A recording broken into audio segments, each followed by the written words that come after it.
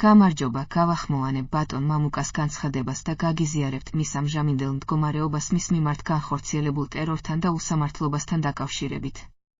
ჩვენი YouTube არხის შინაარსიდან ირკვევა, რომ ნებისმიერ ქვეყანაში მომჩივანს დაკითხავენ და გეცოდინებათ, რომ აღძრულია სისხლის სამართლის საქმე და დაწყებულია გამოძიება. სამწუხაროა, რომ დღეს საქართველოში რუსული არახუმანური და არაევოლუციური კორუფციული პრაქტიკა ტარდება. კორუმპირებული რუსი ბიძინა ივანიშვილი ბატონი მამუკას მრავალმილიონიანი ბიზნესით პირადად არის დაინტერესებული, ამაზე ბატონი მამუკას საქმის ნებისმიერი დეტალი და ეპიზოდი მოწმობს.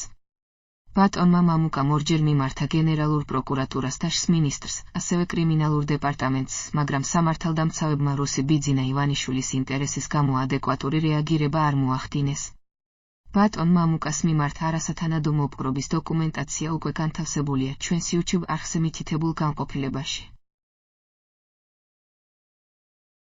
რუსი ბიძინა ივანიშვილი ბატონ მამუკას მიმართ სირაქლემას პოზიციის დაკავებას აგრძელებს. ბიძინა ივანიშვილის მაქსიმალური ინტელექტუალური დეფიციტიდან გამომდინარე, იგი უბიძგებს მეიდენ რაშას მეთოდოლოგიურ მიდგომას ნებისმიერ საკითხთან დაკავშირებით. სამწუხაროა, რომ ბატონი მამუკას წამება ამდენი წელი აგრძელდება. გმადლობთ ყურადღებისთვის. ნახვამდის.